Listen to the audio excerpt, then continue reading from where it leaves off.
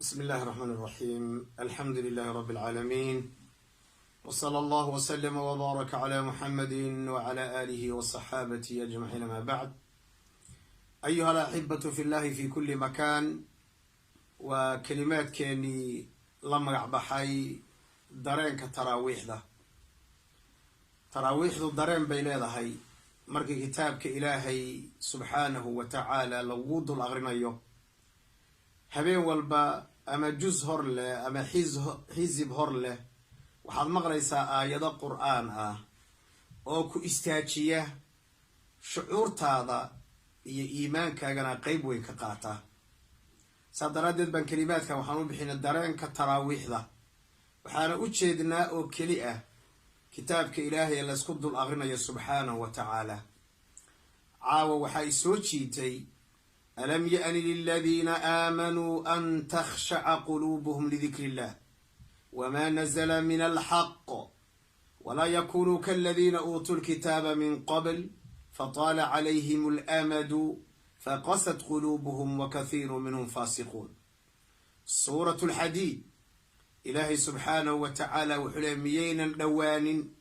ألم يأن للذين آمنوا الذين آمنوا وأذيق إيا أنيق عند إيمانك لغا هلي وإنه قرآن كرات كرابه. هذه آيات سودرتو إلهي وحليك وإذا ما أنزلت صورة فمنهم من يقول أيكم زادته هذه إيمانا. هذه صورة سودرتو وحليك يي إيماني أزيادي سي فأما الذين آمنوا فزادتهم إيمانا وهم يستبشرون. كو إيمانك لغا هلي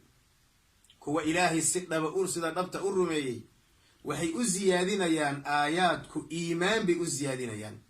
wa ama aladiina fii quluubihim marad fazaadathum rijsan ilaa rijsihim. kuwase munaafiqiinta ah ee urkagaallada ah oo ma ziyaadinayso ilaa xumaan bay usii ziyaadinaysaa, inay sii fogaadaan mooyeen kuma cilmi qaadanayaan. qur-aanka ilaahay wuxuu ugu talagalay in lagu waana qaato oo qalbigeenna uu jilciyo, axkaamtiisana aan ku dhaqanno oon ku camal fallo, iimaanna uu noo siyaadiyo siduu ilaahay aayado fara badan ku sheegay subxaanahu jalla wacala. yas'aluunaka can ilanfaal qul ilanfaalu lilahi waalrasuul faataquu allaha waaslixuu daata baynikum waaطiicuu allaha warasuulahu in kuntum mu'miniin inama almu'minuun الذين إذا ذكر الله وجلت قلوبهم وإذا تليت عليهم آياته زادتهم إيمانا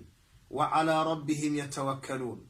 الذين يقيمون الصلاة ومما رزقناهم ينفقون أولئك هم المؤمنون حقا. سورة الأنفال. بالله يا ربي وحلاه سبحانه وتعالى كو إيمان كاللغة وكوه. ألم يأن للذين آمنوا kuwa iimaanka laga helay waa kuwama. sifaadka dadka mu'miniinta ee iimaanka laga helay qur'aanka markii loo fiiriyo waa noocee. ilaahay wuxuu ku tilmaamayaa suuratu alanfaal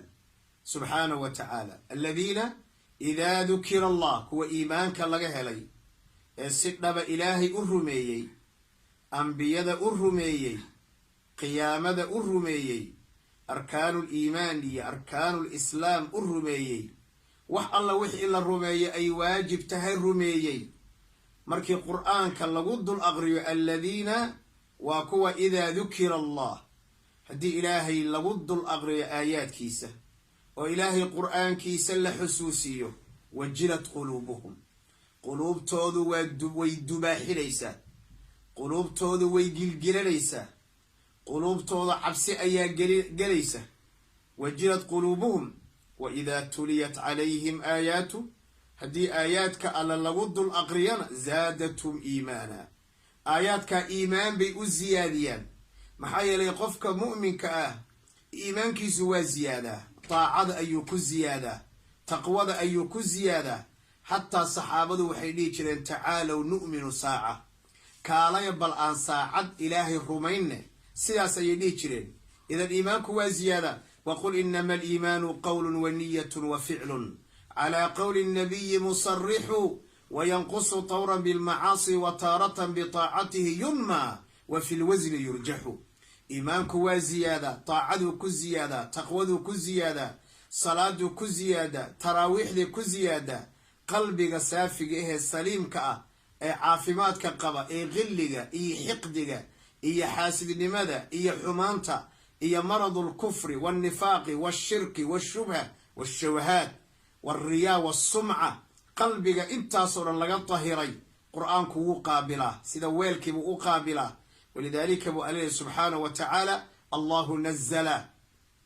أحسن الحديث كتابا متشابها مثاني محاد عي تقشعر منه جلود الذين يخشون ربهم قرآن كمركي مقلان قلبي قودا اسبدل الدباحية ساسو الله سبحانه وتعالى ثم تلين جلودهم وقلوبهم قلوب توضع آيات شلعدا إلى ذكر الله محايا لذكر إلهي قلبي داوء يهي ألا بذكر الله تطمئن القلوب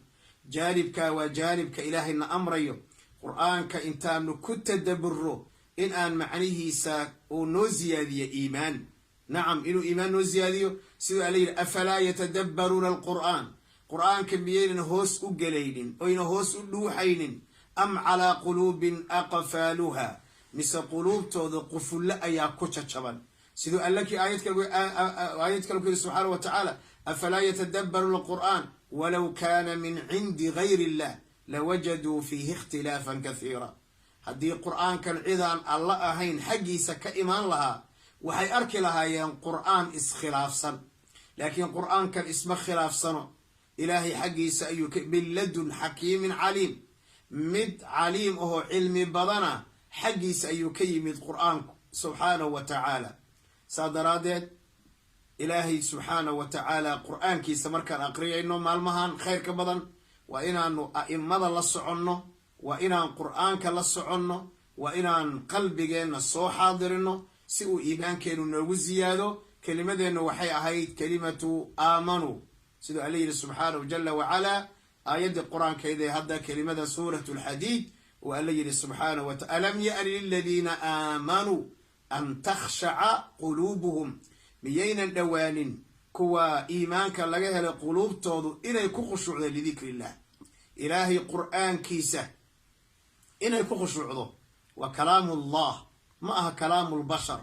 وكلام الله جل وعلا عليس كيسة أيوليهي سيدو عليه سبحانه وتعالى قرآن كوا مذ علص وعليه سبحانه وتعالى ألم يعني للذين آمنوا أن تخشع قلوب لذكر الله وما نزل من الحق iyo wixii soo degay oo xaq oo quraanka oo isla quraanka oo nabi maxamed baa lagu soo dajiyay sallallahu alayhi wa sallam marka dadkii qulubtoodu ay qalashay oo angirtay ha ahaanina kuwaas oo kale buu Ilaahay subhanahu wa ta'ala Ilaahay waxaan weydiisanayaa inuu qulubteena quraanka uu ku qooyo kuwa quraanka ku tadabburana oo la socda macaanidiisa ahkaantiisana qaata xalaashiisana qaata xaraamtiisana ka taga habeenkiina ku tukado ku camal fala maalintiina ku dhaqma inuu Ilaahay naga dhigo dastuur iyo xugun ka dhigta caruurtooda iyo reerkooda ku dhaqa manhajul hayaa as'al Allah jalla wa ala Ilaahay inuu nagu anfaco kalimadan waxay ahayd kalimadan u bixinay dareenka taraawiixda. Assalaamu alaykum wa rahmatullahi wa barakatuh.